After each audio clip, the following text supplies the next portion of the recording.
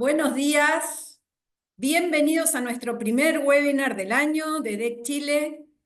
Vamos a esperar unos minutitos para que puedan ir sumándose todos quienes estaban en la sala de espera para este gran webinar Tendencias 2025 en UX. Vamos a aprovechar también este espacio de 3 minutitos que esperamos a que se sumen todos para contarles que ya están abiertas las inscripciones a nuestro quinto congreso. Saben ustedes que nosotros tenemos dos modalidades. Tenemos una modalidad presencial, que es para nuestros socios y quienes quieren comprar las entradas, y también tenemos la modalidad que es abierta a todo público, que es online, que ustedes desde este lunes ya están abiertas las inscripciones para que se sumen. Entran a nuestra página web y allí van a encontrar un botón donde dice regístrate aquí online, y ahí se registran y ya están sumados a nuestro evento online. Tenemos grandes speakers este año. Tenemos un speaker internacional que es Giuseppe Stigliano, que él es experto en marketing, ha escrito varios libros de marketing y CX junto a Kotler. Y bueno, también tenemos a Claudia Hempel, que es la VP de clientes del Banco Santander. Tenemos a Denise Golfar, que tiene muchos años de haber trabajado en la dirección de personas en grandes empresas y ahora es consultora independiente y speaker internacional. Y también Rodrigo Silva, que es el director de estrategia de Mercado Libre. Y como siempre, hace 5 años nos acompaña la Sole Oneto como moderadora. Así que ahí los esperamos a todos, quienes ya quieran ir inscribiéndose como público en general, ya están abiertas las inscripciones. Nuestros socios tienen 4 entradas gratis al presencial cada uno, y por supuesto quienes quieran comprar entradas también está disponible. Este año hacemos un gran evento para 500 personas en el Centro Cultural CAA 660, la Fundación Corpartes en Las Condes. Así que de verdad que va a ser una experiencia increíble. Estamos con Ale y todo el equipo ya hace varios meses preparando este gran evento. Así que, bueno, los esperamos a todos. Bueno, sin más, y ya siendo casi las 9:03, vamos a empezar con nuestro webinar de hoy. Les quiero presentar a Luciano Laveglia. Buen día, Luciano. Buen día, Marisa, ¿cómo están todos? Buen día a todos. Luciano, buen día. Luciano es Head of UX Practice en ProAction.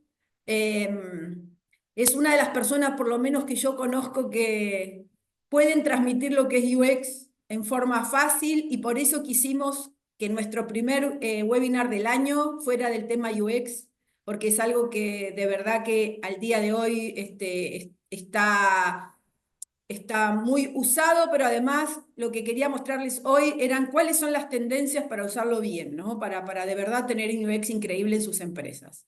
Así que, Luciano, no te voy a quitar más tiempo. El escenario es todo tuyo. Recuerden, quienes están conectados, que tenemos la posibilidad de hacer preguntas en Q&A, y también tenemos habilitado el chat para lo que ustedes quieran opinar. Así que, Luciano, todo tuyo. Gracias. Muchas gracias, Marisa. Ahí voy a estar compartiendo, muy interesante. Y bueno, gracias por la presentación, muy interesante el congreso. La verdad que se veía que va a ser un evento súper bueno. Así que los insto a todos para que lo vayan viendo y vayan preparando la agenda. ¿Me confirman ahí si se está compartiendo? Entiendo que sí. Te confirmo que está bien.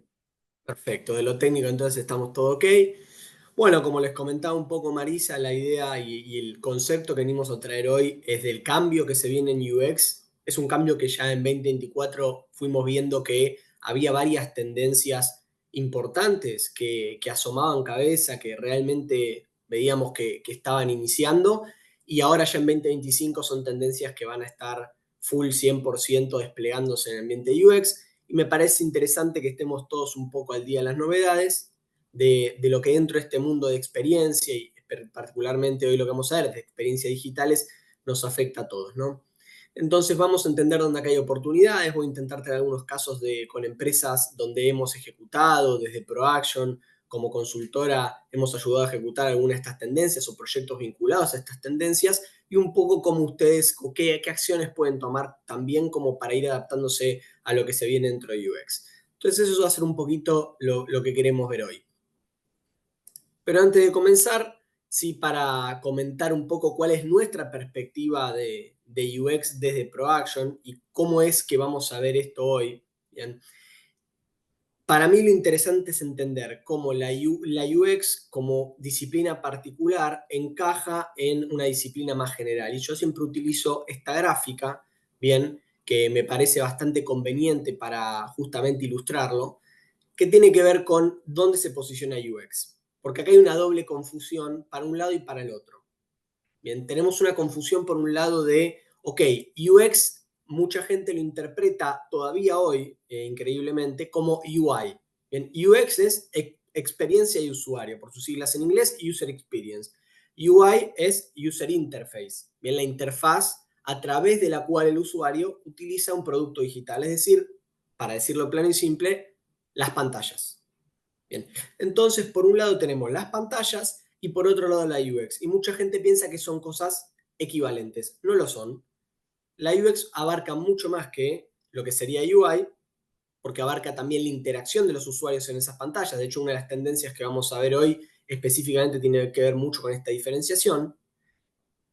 Y la CX y la IX, bien, la experiencia de cara hacia afuera, que sería la experiencia con el cliente, y la experiencia de cara hacia adentro de la organización, que sería la experiencia con el colaborador, con el empleado, la employee experience, la EX, también tienen en su interior a la UX, porque esos empleados utilizan seguramente y muchas organizaciones softwares para su trabajo en el producto digitales, para su trabajo en el día a día, muchas veces incluso productos digitales de desarrollo propio de esa organización o adaptados por esa organización, y obviamente nuestros clientes, y cada vez en forma creciente, usan canales digitales para contactarse con nuestra organización, sea canales de autogestión, sea canales de conversación como si fuesen chats, bien, canales de atención al cliente, digitales. Entonces, cada vez más tenemos una interfaz digital que nos conecta a nuestros empleados y a nuestros clientes, pero esa interfaz digital no se limita a ser la UI. UX es más que UI, abarca la pantalla, pero va más allá de la pantalla y está dentro de cualquier experiencia de cliente y cualquier experiencia de empleado que hoy tengamos. Bien, entonces no la podemos ignorar porque está presente en todos los momentos de nuestros journeys de empleados y de nuestros journeys de clientes. Bien. Entonces, un poco para resumirlo, un ejemplo es, imaginemos que alguien está utilizando un celular y decimos, ok, está utilizando un celular, está utilizando una aplicación, cualquier aplicación dentro de un local, está en un momento de experiencia de usuario. Bien, pero UX no es solamente lo que esa persona, si nosotros pudiésemos tomar una captura de pantalla de lo que esa persona está haciendo en el celular, UX no se limitaría a eso. UX sería algo más parecido a esto. Es decir, hay una persona, pero hay un contexto de uso. Hay una persona usando una pantalla de un producto digital, pero hay un contexto de uso. Y ese contexto es ineludible. Las personas trabajan, hacen cosas de placer, bien se divierten con aplicativos digitales y productos digitales en muchos momentos de su vida, pero siempre bajo un contexto de uso. Bien. Entonces, eso es el concepto de UX. Toda la experiencia de ese momento de uso, lo que está pasando alrededor de esa persona, también afecta a la UX y por tanto es parte de ella.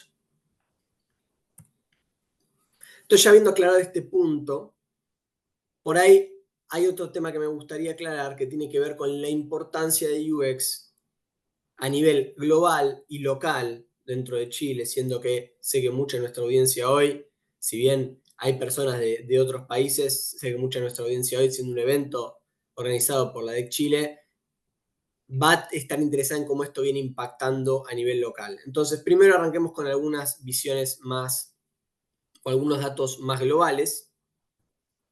Bien, por un lado, tenemos que el 80, todos estos, aclaro antes, todos estos son datos de 2024. Los datos que voy a dar de Chile son específicamente datos de nuestra encuesta de ProAction de UX anual, bien, que este año en 2025 también saldrá, pero esta es la de 2024 que es la ya cerrada. Bien, entonces, a nivel general tenemos que 88% de los compradores es menos probable que regresen a un sitio si tuvieron una mala experiencia, acá tomando como sitio web cualquier producto digital. Bien, entonces, tenemos una instancia donde si la experiencia digital es mala, como hay muchas opciones, generalmente hay más opciones en lo digital que en lo físico y es más fácil tomar otra opción, está solamente un clic de distancia de otra opción, hace que la tasa de abandono en caso de malas experiencias sea mucho mayor. Bien, entonces no podemos realmente darnos el lujo de dar una mala experiencia en UX. Otra métrica muy interesante es que el foco está en los dispositivos móviles. Bien, el foco hoy en día de la navegación está en los dispositivos móviles, pero también la tasa de abandono es mayor en los dispositivos móviles. Como acá los usuarios de dispositivos móviles tienen 5 veces más probabilidades de abandonar la tarea si no están optimizadas esas tareas para dispositivos móviles. Entonces, no solo tenemos que ofrecer una buena experiencia, sino todavía más tenemos que ofrecer una buena experiencia enfocada en dispositivos móviles. Y por último, y acá hay un dato de ROI muy interesante, de retorno de la inversión en UX, porque obviamente mejorar la experiencia de usuario va a requerir inversión en cualquiera de sus organizaciones, y eso hay que justificarlo internamente, claramente siempre hay un desafío. Pero sabemos que por cada dólar que se invierte en UX, se puede obtener un retorno hasta $100. Nosotros corremos en nuestros proyectos con organizaciones, corremos muchos cálculos de retorno de inversión, realizamos muchos cálculos de retorno de inversión al inicio de los proyectos y casi siempre dan un retorno de inversión de al menos 40% y de allí para arriba. Bien, entonces tenemos retornos de inversión bastante buenos dentro de los proyectos de UX. Debería ser un incentivo porque UX si se hace bien no es tan costoso. Bien, se puede optimizar UX por montos razonables, internamente o externamente con un proveedor, y esto realmente va a tener un buen ROI. Pero estos son datos generales. Vamos a datos particulares. ¿Qué está pasando en Chile? Bien. Y acá hay algunas métricas muy interesantes. Bien, primera métrica que les quería compartir es que, y de vuelta esta viene de nuestra encuesta anual de UX 2024, es una encuesta que hacemos regional para todos los mercados, hice una división, un subset de datos para tomar solamente los respondentes de Chile. Bien, y tenemos que 94% de los compradores utilizan fuentes digitales de información para tomar una decisión de compra. Es decir, prácticamente la totalidad de los compradores antes de tomar una decisión de compra consultó fuentes digitales. Entonces, la experiencia de vuelta, clave, porque va a estar en este journey de compra.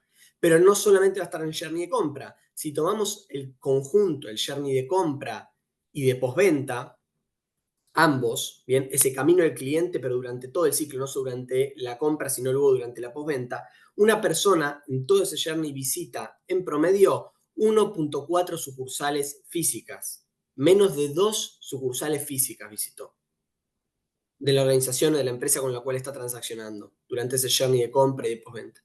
En cambio, visitó 6.8 sitios web distintos. Y acá sitio web incluye aplicaciones, puede ser un e-commerce, puede ser un foro para informarse sobre un producto, etc. Entonces, realmente la mayor cantidad de información la están tomando y está llegando desde el canal digital. Y por último, esto de vuelta, al igual que en todos lados, pero también en Chile, es prioritariamente móvil. Bien, 89% de este 94% que vimos de los compradores que busca información para tomar una decisión de compra, 89% lo está haciendo, está buscando esa información a través de un dispositivo móvil. Bien, incluyendo teléfonos móviles y tablets, dentro de esta categorización de dispositivo móvil. Entonces, realmente tenemos una importancia del UX y los datos nos dicen en 2024 que está en crecimiento, pero está, como les decía al principio de todo, sufriendo cambios muy importantes. Entonces va a haber un diferencial importante también entre las organizaciones que logran adoptar estas nuevas tendencias de UX y las que no lo hagan. Y entonces les voy a traer 5 tendencias, bien, que es lo que les quería comentar, y el foco de la charla de hoy son estas 5 tendencias que vienen de UX para 2025. La primera tiene que ver con UX, acá lo comento como UX Beyond UI, que es un poco conectando con lo que les comentaba al principio. Es UX más allá de la interfaz, más allá de las pantallas. Porque hubo mucho tiempo en el cual UX era equivalente de buen diseño. Y diseño era el core, era el punto central, el punto focal de UX. Si una aplicación o un sitio tenía un buen diseño, un diseño atractivo, un diseño bonito, se consideraba que tenía una buena experiencia de usuario. Bien, al menos para la gran mayoría de las personas, siempre habiendo, obviamente, personas que ponen el foco en otros temas. Y ahora se está viendo en 2025, y esto es una tendencia que venía de 2024, que casi todas las organizaciones están yendo hacia afuera del tema de la interfaz del usuario para mejorar la UX. Porque las interfaces de usuario, los diseños de los productos digitales están bastante optimizados para los productos que ya están en mercado hace tiempo.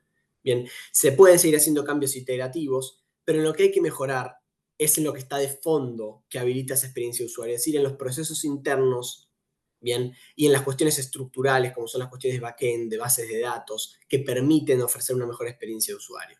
Todas estas cosas impactan en la UX. Yo puedo tener una interfaz hermosa, intuitiva, fácil de usar, los iconos se entienden bien, legible, bien priorizada, pero que al momento de hacer un proceso, la persona quiere ejecutar algo y ese proceso tarda un montón de pasos porque el fondo de la cuestión, que son los procesos organizacionales que habilitan que eso que pasa en la plataforma digital luego se vea replicado y ocurra en el mundo real, es justamente ahí donde tenemos el problema. Y ahí es donde está la mayoría de los problemas, especialmente en empresas que manejen procesos complejos. Véase banca, véase salud, véase seguros, bien, donde hay procesos generalmente muy mediados, donde hay procesos generalmente que tienen bastantes restricciones desde lo legal, desde lo reglamentario, y son procesos muy complejos. Entonces, la simplificación de esos procesos es lo que va a mejorar finalmente la UX. Al igual que esto se viene hablando desde siempre en CX, en UX ya esto tiene que ser el core. Bien, si no nos estamos enfocando en resolver estos problemas de base, estos problemas de raíz que tienen que ver con los procesos, estamos en un problema. ¿Y cómo podemos hacer para hacer esto? ¿Cómo podemos resolver estos problemas de raíz? Bueno, les traigo 4 claves dentro de esta tendencia que les deberían permitir abordar este problema en sus organizaciones. Bien. Primero que nada, mapeen el journey completo. Veo todavía muchas organizaciones con journeys divididos. Hay un journey de CX y hay un journey de UX. Porque uno lo pidió el área de CX y otro lo pidió el área de UX. Y uno lo armó el equipo de CX y otro el equipo de UX. Muy mala forma de poder resolver problemas complejos si no tenemos una visión completa de lo que le está ocurriendo al cliente interno o externo, es decir, también al empleado durante todo el camino, incluyendo los puntos de contacto físicos, híbridos y digitales. Todos esos puntos de contacto y todos esos momentos tienen que estar incluidos en el journey. Entonces tenemos que tener un journey lo más completo posible, sin diferenciaciones entre CX y UX. Si no tienen ese tipo de journey, les recomiendo que enfoquen a sus equipos a ir a ese tipo de journey. Segundo, es obligatorio tener que verificar los procesos y los procesos tienen que estar incluidos en correlación con el journey. Acá viene el famoso, y no siempre usado lamentablemente, pero acá vengo a recomendar que los que no lo hayan hecho enfoquen esto, es el Service Blueprint. Bien, el Service Blueprint nos permite entender qué ocurre del lado del cliente como acciones, es decir, el cliente se loguea al sitio de, supongamos, del hospital o de la aseguradora, hace una acción, pero a través de esa acción ocurre algo en el proceso por detrás, en lo que sería el back office de la organización, que tenemos que tener mapeado. Bien, y para eso sirve el Service Blueprint. Nos da lo que pasa con ese cliente y también lo que pasa en la organización en paralelo que ese cliente recorre el camino. No nos alcanza con tener solo la visión del cliente interno, externo, del empleado. Tenemos que ver la visión completa, incluyendo lo que pasa por detrás en la organización en cuanto a procesos, quiénes están involucrados, bien, qué sistemas de soporte intervienen durante esos procesos, porque ahí es donde vamos a ver las oportunidades de optimización. De vuelta, si queremos una UX, que sea una UX mejor desde los procesos y por lo tanto desde la raíz y no solamente un cambio de pintura. Bien, una UX más linda, más bonita, con un diseño mejor, que es muy importante, pero no alcanza hoy. Una vez que tenemos el journey completo y el Service Blueprint, vayan hacia un esquema ESID. ESID son siglas para eliminar, simplificar Bien. Y luego tenemos la opción también de digitalizar. Entonces, esto es como un árbol de decisión. Pregúntense para cada momento de ese cliente si lo podemos eliminar ese momento o podemos eliminar dentro del Service Blueprint ese proceso interno. Si hay cualquier paso que sea redundante. Entonces, primero es sacar las redundancias. Esa es la E de eliminar.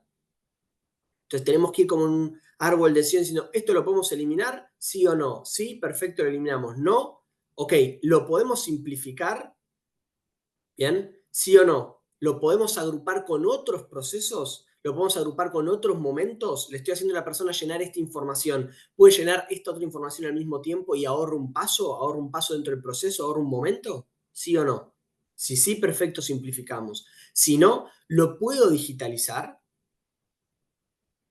Bien, ¿es algo que está físico? ¿Es algo que todavía tiene alguna base física? Ya sea como proceso interno me estoy refiriendo también, ¿eh? ¿O es 100% digitalizado y automatizado? Si no lo podemos digitalizar y automatizar, perfecto. Si la respuesta a todo eso es no, porque ya está todo digitalizado y automatizado, bueno, deben tener un proceso bastante sólido. Casi siempre recomiendo el proceso completo, acá hay mucho trabajo para hacer. ¿Bien? Y por último, y esto es lo más importante, por eso lo dejo para el final, UX tiene que estar en la mesa de negocios. Si ustedes son profesionales UX o tienen profesionales UX a su cargo, bien, esos profesionales UX tienen que estar dentro de la mesa de negocio. También esos profesionales UX tienen que entender la visión estratégica del negocio. Es muy difícil que tengamos una buena experiencia de usuario si los usuarios, las personas encargadas de esa experiencia de usuario, que son los responsables de UX, que son los jefes de UX, que son los encargados del área de UX, que son los profesionales de UX, no entienden la visión estratégica. Y para entender la visión estratégica tienen que participar de estas conversaciones. CX y UX ambos tienen que participar de estas conversaciones. Entonces, esa es la forma en que logramos una UX estratégica, es decir, una UX que se encargue de resolver los problemas de raíz o los problemas de base que afectan la experiencia y no solamente una UX que está enfocada en resolver cuestiones menores o resolver cuestiones estéticas. Acá les voy a traer un caso. Este es un caso nuestro, regional. Les comentaba antes recién que esto aplica muy bien para empresas y no les voy a explicar todo el caso, porque se va a hacer súper largo y vamos a ir viendo varios casos a lo largo del día. Los que no conozcan Linde, este es un caso regional que se aplicó en toda Latinoamérica de oxigenoterapia para la empresa Linde, donde los acompañamos ellos en un proceso bien importante, estratégico. Y Linde es una empresa de gas, es la empresa líder mundial en gas industrial, en gas medicinal, bien es la empresa líder mundial en este rubro. Si ustedes piensan desde un hospital cuando tienen los tubos de oxígeno, mucho de eso viene del Linde, pues son el líder en ese segmento. Todo lo que es para industria, que se requiere para producir el gas industrial, también viene del Linde. Y esto era para oxigenoterapia, que es justamente el gas medicinal. Estamos hablando del oxígeno para personas que lo necesitan, muchas veces lo necesitan para poder vivir.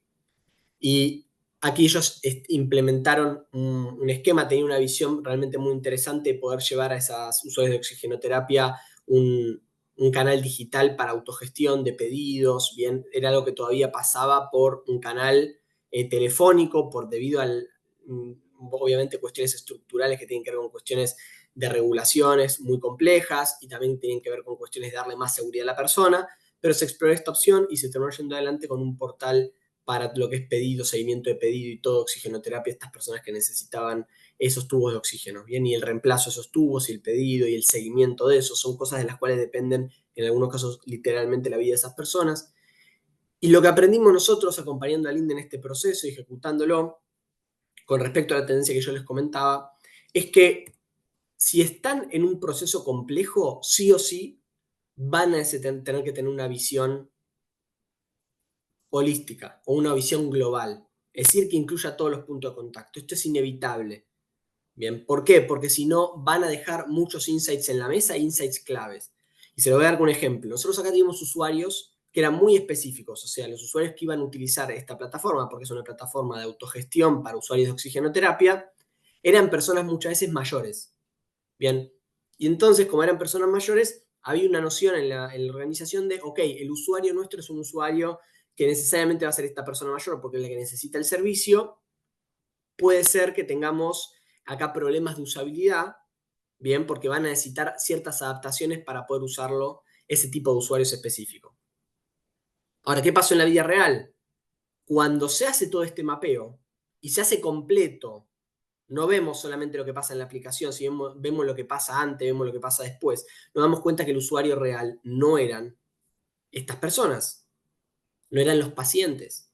El usuario real eran los familiares de los pacientes, los cuidadores, bien, porque son las personas que van a hacer el pedido y que van a hacer el seguimiento del pedido, porque viven con esas personas o porque están encargadas de cuidar a esas personas. Entonces,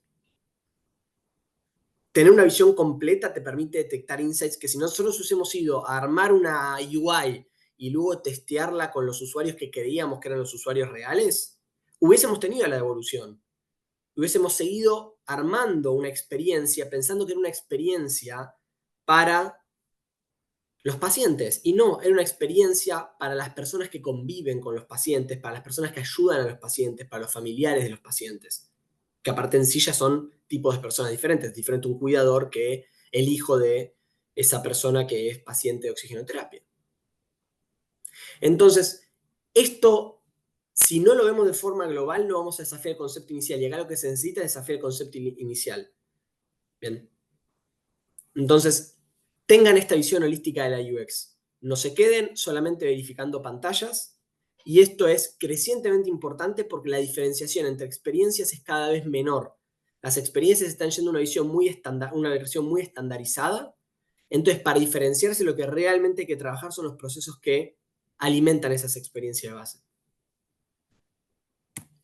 Vamos a una segunda tendencia. Y acá les quería hablar de Phygital.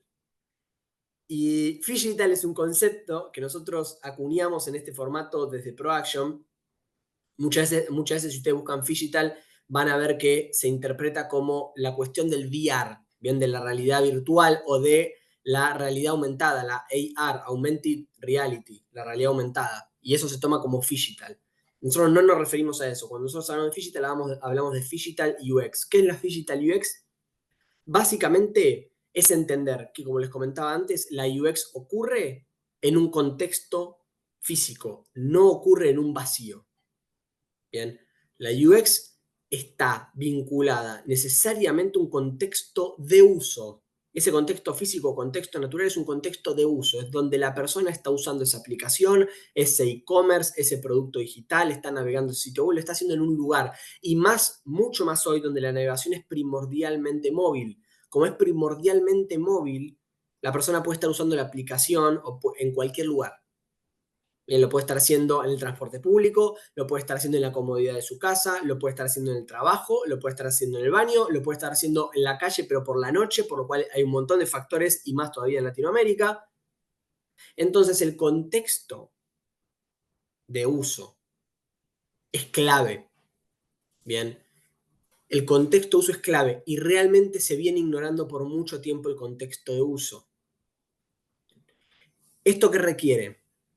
Si contexto de uso y UX van a ir de la mano, tienen que estar bajo una misma órbita. Y esta es la órbita de CX. Repito, no puede estar UX separado de CX si queremos tener una visión digital de la experiencia de usuario. Es decir, si queremos entender los componentes de contexto que alimentan la experiencia de usuario. Porque esos componentes de contexto muchas veces van a ser en la tienda física, del comercio, bien, en el shopping, en el supermercado, de la propia marca. De hecho, cada vez más hay experiencias de usuario pensadas para usarse en espacios físicos de la propia organización. Entonces tenemos que entender cómo ese espacio físico está afectando la experiencia digital de su usuario. Y eso solo lo podemos hacer si tenemos los insights conjuntos de CX más UX. Hay una división, yo sé que esto es complejo porque es un problema, ¿cómo lo diría? A nivel organizacional, de estructura de los equipos. Pero todavía vemos muchas organizaciones, diría que la mayoría, pero por suerte en 2024 ya vimos varias mudarse hacia un modelo conjunto y de visión conjunta de la experiencia. pero vemos todavía muchas organizaciones donde hay un área que es la área de CX y hay otra área que es el área de UX y están separadas. A veces ni siquiera están bajo la misma cabeza general o bajo el mismo head. Esto tiene que ser un área. Bien, hay un área de experiencia y las organizaciones están yendo hacia una unificación del área, hacia un área de experiencia conjunta. Contempla CX, contempla UX. Te les recomiendo que vayan hacia esa visión conjunta. Porque si no, esta visión digital de la UX mixta y del impacto de CX en UX, del impacto de la experiencia física en la experiencia digital, va a ser imposible. Porque va a haber muchas barreras organizacionales para poder abordar los proyectos así. Entonces, para mí, yo clasifico acá las organizaciones en 4 etapas de madurez, en base a si hacen UX digital o no. Esta es una escala de madurez nuestra, bien, que básicamente nos dice en qué etapa está la organización para entender la UX digital. La primera es la 1, bien, que es incorporan conceptos o incorporan metodologías digital para el research. Hay muchas organizaciones que ni están en esta etapa, ¿eh? Así que no se sientan mal si están transcurriendo hacia la etapa 1. Hay organizaciones que están en la etapa 0, y diría que muchas. ¿Qué es la etapa 1? Todos sabemos que hay que medir. En la experiencia, sea digital o sea física, sea CX, sea UX, es muy importante la medición. Todos ustedes, o la mayoría de ustedes, medirán NPS para la parte de toda la experiencia transaccional en los diferentes puntos de contacto. Medirán los que son de UX, harán testeos de usabilidad, bien, para testear dónde están los problemas del producto. Tal vez harán benchmarking. Ahora, ¿cuál es el problema? Cuando se mide UX, se suele dejar de lado el componente del entorno físico. Yo les explico cómo funciona en un 90% de las empresas la medición de UX. Se toma una aplicación que se esté desarrollando o ya se haya desarrollado y le queremos mejorar la UX. ¿Qué hacemos? Hacemos testeo de usabilidad. Y la técnica de testeo de usabilidad implica que la persona con la cual vamos a estar testeando, le vamos a decir, ok, toma este producto digital para testearlo y lo va a testear, lo va a hacer desde la comodidad de su casa o desde la oficina, pero no lo va a hacer desde el lugar donde normalmente lo haría. Se hace en un contexto, por decirlo entre muchas comillas, de laboratorio. Bien. No se testea la experiencia real en el contexto natural. Si es una aplicación que la persona normalmente utilizaría por la calle o en el transporte público, no se testea en esas situaciones. Se testea con una persona o compartiéndole pantalla o dándole un acceso al prototipo desde generalmente la comodidad de su casa o desde la oficina. Y eso no tiene nada que ver con lo que la persona va a experimentar en el mundo real. Nada que ver, porque ese no es el contexto donde el mundo real lo va a usar. Entonces, el primer punto, si quieren realmente madurar hacia una experiencia digital, es entender esa experiencia digital. Y la única forma de entender la UX digital es testeando con contexto de uso. Hay que testear con contexto de uso. Y les puse entre paréntesis, Diary Studies o Contextual Inquiry son diarios o Contextual Inquiry son las dos metodologías o las dos técnicas principales de research contextual. Porque son técnicas que permiten, y no voy a entrar en esas técnicas porque podríamos hacer una charla de 1 hora solo sobre eso, pero son técnicas que permiten testear lo que el usuario hace en el mundo o en el contexto de uso natural donde normalmente estaría usando ese producto digital. Y no en una ficción que es el usuario desde su casa, navegando nuestra app que la estamos pensando para que la persona la use dentro del supermercado o por la calle, pero lo estamos testeando en la casa de la persona. Bien. El segundo, diseño contextual adaptativo. Segunda etapa de madurez. ¿Esto qué significa? Que estamos tomando los findings en esta etapa de madurez, no solamente entendemos la experiencia digital, sino que tomamos los findings, los descubrimientos de esa experiencia digital y lo estamos diseñando el producto digital para que se adapte a esa experiencia digital. Bien, estamos tomando el contexto y estamos agregando o quitando funcionalidades a un aplicativo, a un producto digital, en base a si esa experiencia digital es buena o no. Tercer momento, ya medimos y ya diseñamos pensando en digital. Bien, este producto digital ya está pensado en digital. Pero ahora salen oportunidades nuevas de digital. Bien, Una cosa es cambiar lo que ya existe, cambiar una app del banco para que la persona, si está desde el banco, la pueda usar mejor y le agregamos funcionalidades. Y otra cosa es detectar oportunidades digital nuevas. Esto se puede hacer con IoT, que es Internet of Things, Internet de las Cosas, con sensores, con tótems, bien tótems de autogestión, con VR, realidad virtual, o AR, realidad aumentada, augmented reality. Bien, entonces es encontrar nuevas opciones de nuevos productos digitales basados en esta experiencia digital. Ok, en mi comercio, si la persona ingresa y usa la aplicación, puede escanear cierta información, o si tiene lentes de realidad aumentada, puede escanear otra información. Bien, y eso da una experiencia digital superior, generalmente con un valor agregado.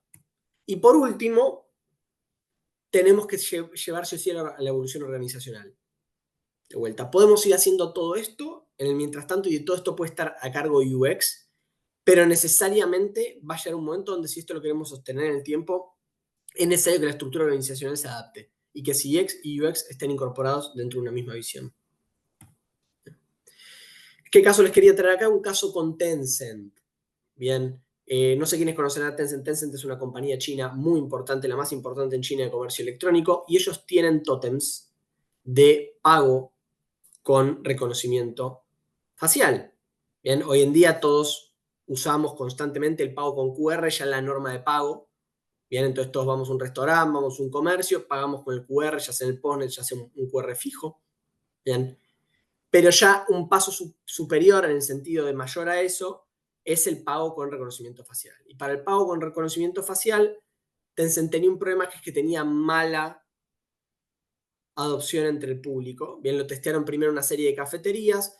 Básicamente el pago con reconocimiento facial es como lo ven en la pantalla, hay un tótem donde uno hace clic en el botón de quiero pagar con reconocimiento facial, el tótem escanea el rostro de la persona y ya directamente le da el pago. ¿Qué implica eso? No tengo que ni siquiera llevar el celular conmigo. Ya antes tenía que llevar la billetera. Después pasa a llevar, solo tengo que llevar el celular. Con esto ni siquiera tienes que llevar el celular, no tienes que llevar nada. Tu cara. Listo. Te escanea, pagar.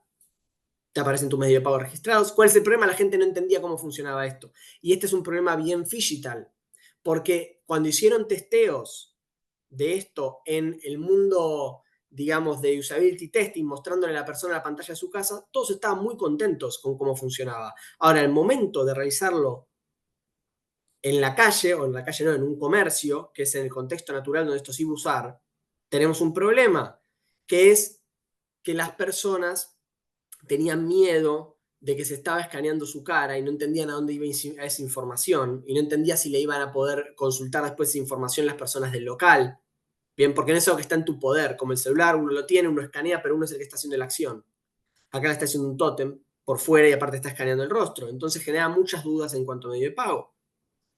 Entonces, de vuelta, como decía antes, el test de usabilidad no revela todo, porque no es la misma la reacción de una persona dentro del contexto de uso en su casa y demás, que en el contexto natural donde realmente lo va a usar. Van a aparecer findings y descubrimientos nuevos. Entonces tienen que testear en contexto. Más todavía, y sí o sí testear en contexto, si es algo pensado para que se use en un contexto natural justamente.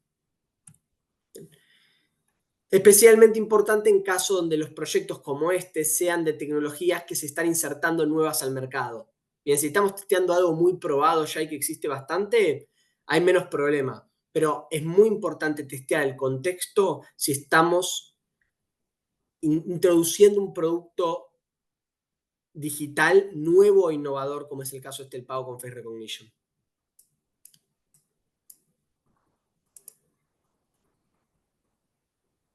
Bien, vamos a la siguiente. Vamos a la 3 y estoy 39, así que voy a acelerar un poco el paso. Entonces, Data Driven UX. Bien, ¿qué tiene que ver Data Driven UX?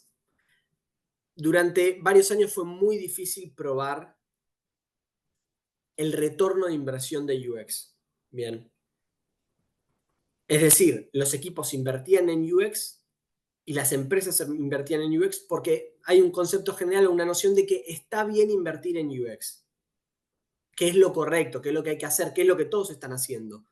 Pero era muy difícil probar el retorno de inversión. Es decir, cómo probamos, bien, que realmente lo que hemos invertido en estos proyectos de diseño y de UX no solamente mejore la experiencia, sino que eso implique un aumento de los ingresos o una reducción de los costos para la organización. ¿Esto tiene un retorno de inversión o no? Y acá vamos con una tendencia que ya viene del año pasado, pero que cada vez se va a tener que profundizar más para mostrar este valor, que es el de Data Driven UX. Bien, la UX sí o sí tiene que pensarse desde el principio todos los mecanismos de medición para que nos permita medir el ROI, el retorno de inversión. Y esto va a implicar conectar dos cosas. La analítica digital, que son las herramientas de heatmaps como Hotjar, de eye tracking, de eventos de conversión, etcétera, que son las que nos permiten entender qué pasó efectivamente en el sitio, en la aplicación, demás, y el UX Research cualitativo, que es el que nos permite entender qué es lo que pasó, por qué pasó. No qué es lo que pasó, sino por qué pasó. Entender las causas de qué es lo que está pasando. Y acá les traigo el framework de Google, que es el framework HEART. Bien, HEART es obviamente el corazón, pero es HEART por las iniciales. Bien, el framework HEART es Happiness, Engagement, Adoption, Retention y por último y más importante, me falta la T y está al medio porque es la central, Task Efficiency. ¿Y qué es esto? Son cosas que tenemos que medir y que generalmente vamos a tener que medir para poder demostrar el retorno de inversión de nuestros proyectos UX. Bien. El happiness es la felicidad de la persona al utilizar la plataforma, es decir, son mediciones de satisfacción.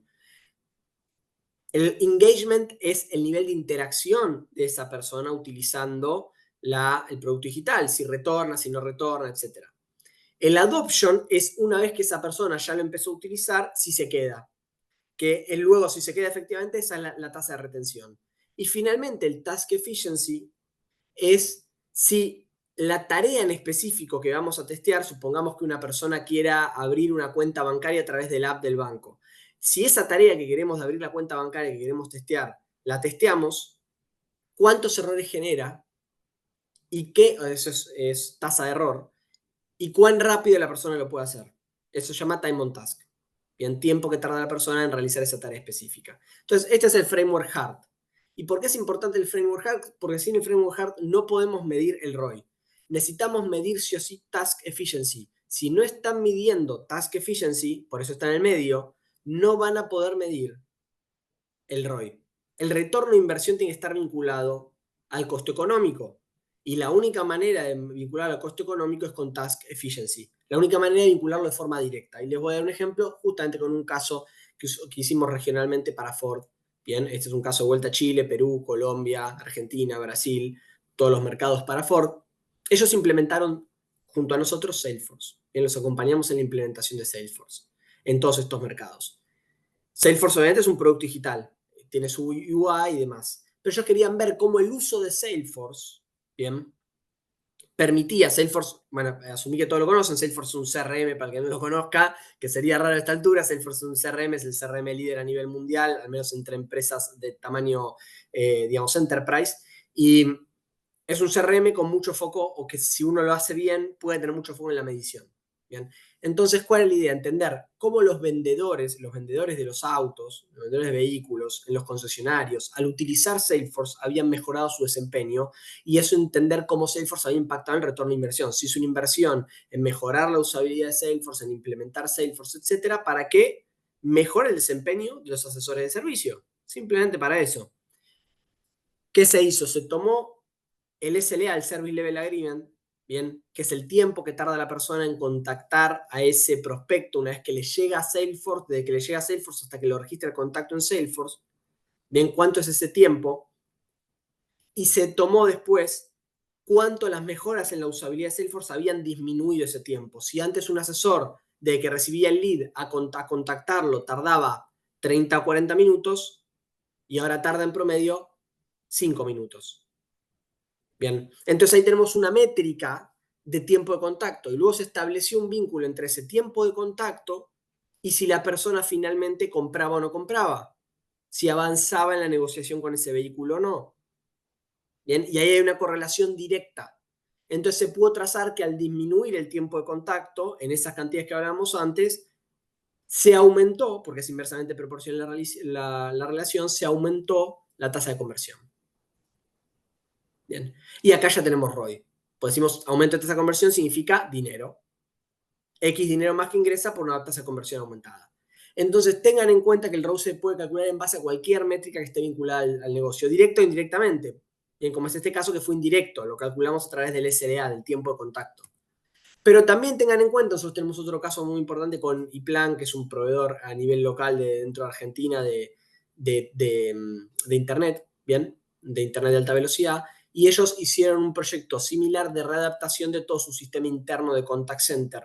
Bien, ellos, los asesores de contact center, los asesores de postventa en contact center tenían un sistema en el cual hacían el log de casos, el registro de los casos, la gestión del caso, etc. Era un sistema muy viejo, se cambió ese sistema, se mejoró la experiencia de usuario dentro del sistema para ese agente, y eso le permitió a la gente disminuir el tiempo que tardaba medio en gestionar cada caso. Menos tiempo medio por agente para gestionar casos implica menos tiempo gestionando casos, por lo cual se pueden gestionar más casos en ese tiempo. Si se gestionan más casos en ese tiempo, eso es un ahorro de costos para la empresa. Bien, entonces, de vuelta se puede medir el ROI tanto como ingresos nuevos, como fue el caso de Ford, bien, por nuevas ventas, por mejora de tasa de conversión, como en ahorro de costos. Cuarta tendencia, accesibilidad. Por muchos años accesibilidad fue una palabra linda, bien, que casi nadie ejecutaba, salvo en organizaciones que están muy enfocadas en accesibilidad o que ya son organizaciones muy grandes y por tanto tiene un equipo lo suficientemente vasto como para poder invertir en accesibilidad, pero generalmente es algo que se dejaba bastante de lado. Bien, ahora, ¿cuál es el problema? Al menos en Europa y en Estados Unidos tenemos regulaciones ya muy estrictas con respecto a accesibilidad. Y lo más probable es que en los próximos años esas regulaciones también se pasen a mercados latinoamericanos. Entonces ya accesibilidad va a dejar de ser algo lindo que podemos tener o no, y va a ser algo que tenemos que cumplir con esas casuísticas de accesibilidad. Por ley, por regulación, como en su momento fue con el GDPR, ¿bien? Y con el uso de datos. Esto va a ser lo mismo. Entonces, irse adelantando a esa realidad es una buena medida para que cuando llegue esa realidad no nos tome desprevenidos. Pero además de ser posiblemente un requisito legal, y vaya a ser un requisito legal también en nuestros mercados, invertir en accesibilidad también te amplía la base de usuarios, porque permite llegar a usuarios a los cuales antes no podías llegar porque no podían navegar tu plataforma, tu app, tu producto digital que fuese, porque no estaba optimizado para tener accesibilidad que los incluyese a ellos. Entonces, amplía la base de usuarios. Y hoy día es eso muy importante porque estamos yendo a una saturación de la base de usuarios, casi todos los usuarios están usando una app u otra para una cosa, entonces poder ganar esos márgenes es bastante significativo. Y por último, y no menos importante, mejora la reputación de la marca. Bien. Entonces, realmente invertir en accesibilidad hoy en día es un win-win. Les recomiendo que lo hagan. Para invertir en accesibilidad en sus productos digitales, hay 4 cosas que razonablemente pueden hacer. Primero es, y lo primero que yo haría, si estoy en accesibilidad cero, si nunca hice nada en mi organización de accesibilidad para mis productos digitales, es tomar las normas y las pautas, bien, en este caso la WCAG, tomar esas pautas, que son básicamente 12 ítems que hacen a la accesibilidad. Bien, temas de color, temas de si es compatible con lectores de pantalla para personas obviamente no videntes, temas de tamaño de fonts, temas de contraste de colores versus fondo para personas que puedan tener dificultad de visión de ciertos colores. Bien, entonces tomen esas normativas y auditen, hagan un assessment. Bien, esto lo hacen ustedes o pueden obviamente hacerlo a través de un servicio para hacer un assessment de accesibilidad. Y esto le va a permitir entender en qué punto su producto digital no está cumpliendo con esos parámetros estándar de accesibilidad. Lo primero que tenemos que hacer es cumplir al menos con el estándar. Entonces este sería como el primer momento o lo primero que yo haría en este tipo de situación. Si ustedes no hicieron cero. Hasta ahora, esto sería lo primero. Segundo, puede que haya dark patterns. Detecten y eliminen esos dark patterns. Hagan un trabajo, para los que no conozcan lo que es un dark pattern, básicamente un dark pattern es dentro de un producto digital, algún tipo de nudge, algún tipo de interacción que lleva al usuario a hacer algo que realmente no quiere hacer, sea ocultando la información o sea poniendo información que es confusa. Lo lleva al usuario a hacer clic en un lugar que no quería hacer, lo lleva al usuario a aceptar una condición que no quería aceptar. Bien, básicamente es un engaño hacia el usuario a veces es un engaño más evidente, otras veces no. Bien. Pero detecten lo que sea dark patterns y elimínenlos. Bien, a veces estos dark patterns son involuntarios. Tercero, y esto casi de vuelta nadie lo hace, y si ya están avanzados en accesibilidad es muy bueno hacerlo, testeen con usuarios que sean usuarios representativos de los que tienen problemas de accesibilidad en su producto digital. Bien, supongamos que quieren testear un producto digital en específico, háganlo no con usuarios genéricos, por decir una forma, es decir, tomen la persona, bien, y que sean específicamente personas que tengan esas dificultades de accesibilidad para justamente poder testear también con usuarios reales, no solo la usabilidad general del sitio, sino la accesibilidad de ese sitio. Se suele hacer mucho de lo primero, que es assessment de usabilidad, se trae un experto y el experto dice, el sitio está fallando en esto, en esto, en esto, en esto, pero nunca estamos escuchando la voz de estos usuarios diversos con los cuales tendríamos que testear, que son los que tienen los problemas de accesibilidad en nuestro sitio o en nuestro producto digital. A ellos es los que hay que escucharlos. Entonces, si ya hicieron la primera parte, que es como el groundwork, la parte base, vayan a testearlo con usuarios que cumplan estos requisitos. Y por último, explorar opciones de personalización. Bien, la mejor forma de dar accesibilidad es dar opciones. Si yo tengo una navegación que es solamente no tiene ningún tipo de opciones, por ejemplo, de tamaño de font, de colores de los textos, etc., es muy difícil que yo arme una buena usabilidad para todos. Entonces, muchos productos digitales que están adelantados en accesibilidad ponen opciones. Entonces, uno tiene una opción de ese producto para poder verlo en formato colorblind para personas que no distingue ciertos colores o para personas que tienen estigmatismo, etc. Y acá tenemos un rediseño, en el caso de American Cotton, que realizamos enfocado 100% en un assessment de usabilidad. Esto es para un e-commerce de telas, entonces es realmente muy importante en ese caso entender que la resolución de problemas de accesibilidad viene del design system. Es decir, nuestro sistema de diseño, que es con lo cual diseñamos el producto digital, tiene que estar preparado para tener la suficiente flexibilidad para que personas con diferentes necesidades de accesibilidad puedan utilizarlo. Bien, entonces esto se replanteó desde el principio, desde el color system y del design system, para cómo podíamos hacerlo en algo tan importante como telas, donde el color es algo clave. Bien, entonces en cada imagen de tela se ponía también un lector para que la persona pudiese oír cuál era el color de esa tela, se describía el RGB. Bien, entonces eso permite un montón de detalles de accesibilidad puntuales. Y por último, AI y UX. Sé que estamos a tiempo. Bien, creo que vamos a hacer, esta es la última, vamos a hacerla bien rápido.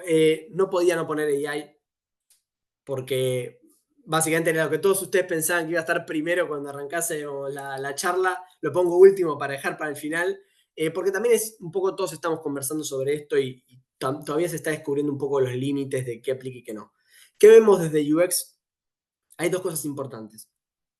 Hay una tendencia que es que los productos, lo que nosotros llamamos productos grandes, es decir, productos de organizaciones regionales, productos de banca, como puede ser un home banking, etcétera, productos grandes que tienen equipos detrás de UX, van a ir hacia niveles de personalización mayores para poder diferenciarse. Porque los productos digitales pequeños, es decir, producto para el pequeño comerciante, para el pequeño local, para un restaurante, etcétera, van a ser cada vez más accesibles. Porque hoy la AI permite a un diseñador individual, que en su momento era un freelancer, que hacía un sitio web, una página para, como decía, un producto digital pequeño, hacerlo más rápido y con una calidad de base mucho mejor.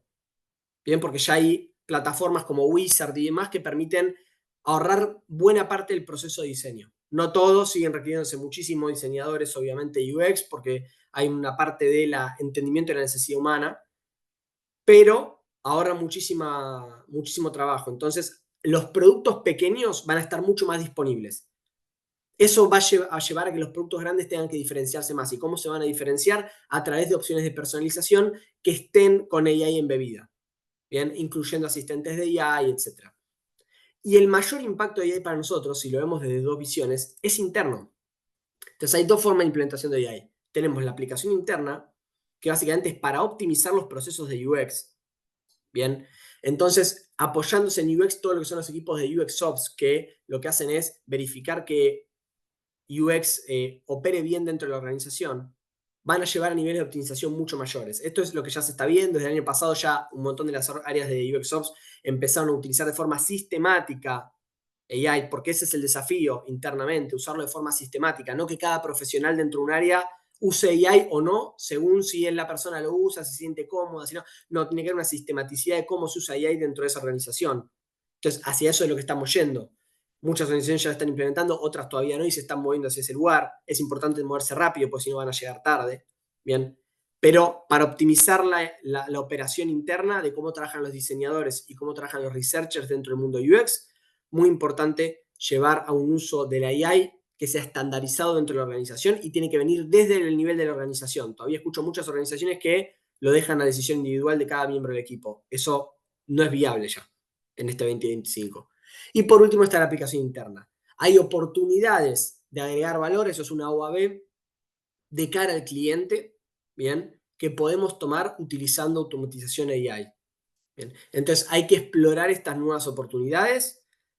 Todo el mundo está enfocado en los asistentes de AI, que es muy importante, es decir, herramientas de AI que permitan a la persona facilitar el proceso. Eso está muy bien, pero no alcanza con eso. Hay que ir a una visión más completa. Bien. Acá iba a traer un caso de Pensa donde aplicamos AI justamente para generar oportunidades en una app de gamification. Pensa es en México un proveedor de Coca-Cola, es la principal proveedora de Coca-Cola, y ellos armaron una aplicación con nosotros para justamente lo que es a través de AI generar un sistema de puntos, y el sistema de puntos le dé puntos a los vendedores de Bepensa, más de 12.000 colaboradores, ¿bien? Para que usando la aplicación pudiesen la IA calcularles cuánto punto valía cada oportunidad que cargaban. Entonces, piensen que cualquier sistema que ustedes ya tienen puede estar potenciado por AI y busquen esas oportunidades de potenciación. Bien. Y ya cerrando, las dos mensajes que le quiero dejar. Primero, de una perspectiva de experiencia de cliente, puede ser que muchos de ustedes viendo una perspectiva de experiencia de cliente, involúcrense en UX. Ese es mi mensaje principal de hoy. Involúcrense en UX. ¿Por qué? No solo por la importancia que vimos de UX, sino porque realmente tienen mucho valor ustedes para aportar, si vienen de una perspectiva de CX, a las áreas de UX. Hay muchas cosas que vimos hoy que se hacen en CX hace un montón. El tema de entender el mapeo completo, el tema de entender la big picture, intentar entender todo el proceso del cliente. Eso es algo que ustedes pueden llevar desde lo metodológico y desde lo estratégico, desde sus áreas de CX hacia UX. Si tienen la oportunidad de empujar para que eso implique una unificación de esas áreas, mejor, porque es hacia donde estamos yendo. Y por último, se está acabando el UX como lo conocíamos. Bien. Esto no significa que se está acabando el UX, al contrario, pero significa que todas estas tendencias son tendencias muy fuertes que están cambiando cómo UX lo entendemos. Entonces, si seguimos haciendo UX como siempre y siguen haciendo UX como siempre, este es un mensaje para los que hacen UX, no van a lograr adaptarse a esas tendencias. Entonces, tienen que incorporar estas tendencias a tiempo porque está cambiando muchísimo el panorama. Bien. Entonces, especialmente con el último punto de AI. Entonces, intenten adoptarlo a tiempo porque inevitablemente va a cambiar. Bueno, Así que bueno, Luciano, con la eso cerramos un verdad poco. que... Marisa. Perdón. No, no, no. Te dejo la palabra. No, no, la verdad que muy interesante. Hemos tenido una audiencia altísima todo el tiempo. Hemos aprendido un montón. Personalmente aprendí varias cosas también. Muchas gracias. Nos queda tiempo, tenemos 2 minutos solamente. Tenemos una pregunta para hacerte, dice María José Dobuis. Buen día, con respecto al testeo en contexto natural. ¿Qué nos podés decir del concepto sobre Living Labs? ¿Se puede relacionar con parte de esto, Physical UX? Ok, interesante lo que pregunta María José. Para los que no saben lo que es Living Lab, pues no sé si todos saben lo que es. Básicamente es un ecosistema de innovación abierto, bien, que permite incorporar diferentes actores públicos, a los usuarios, bien, a diferentes stakeholders dentro de lo que sería el ambiente de testeo. Sí, lo recomiendo muchísimo, pero no necesariamente implementar Living Labs te lleva a María José a implementar un testeo de contexto natural. Bien, son cosas que pueden ir de la mano perfectamente, recomiendo. Bien, el enfoque de Living Labs me parece muy interesante para ciertas organizaciones que lo puedan gestionar, pero no dejen de hacer testeo en contexto natural, porque Living Lab no va necesariamente vinculado con contexto natural. He visto muchas organizaciones implementando Living Labs que no implementan testeo natural, siguen incorporan a los usuarios, incorporan a otros stakeholders, pero los usuarios lo siguen testeando de la manera clásica, que es, ok, desde su casa la persona prueba el producto digital y listo. No, si es relevante el contexto de uso, el contexto natural, tenemos que llevarlo a testearlo en ese contexto natural. Entonces, van de la mano, pero ojo que una cosa no necesariamente implica la otra. Ok, bueno, muchas gracias. Bueno, estamos justo sobre la hora, siempre nos interesa terminar puntual. Muchísimas gracias, Luciano. La verdad es que me quedo con que el UX ocurre en un contexto de uso y no el UX en sí mismo, que UX no es UI y que todo esto es un ecosistema donde CX y UX tienen que trabajar juntos. Así que muchas gracias, Luciano, muchas gracias a todos quienes se conectaron. Esta charla les mandamos nosotros la presentación y el video al mail que ustedes se dejaron cuando se inscribieron. Así que muchas gracias y bueno, los invitamos a seguir participando y desde ya los esperamos a todos en nuestro Congreso DEC el 9 de mayo, ya sea en forma presencial, quienes son socios, en forma presencial, quienes quieran comprar entradas, o en forma online gratuita para todo público. Muchas gracias, gracias Luciano, y nos vemos en un próximo encuentro. Muchas gracias. Muchas gracias a todos. Chao, chao.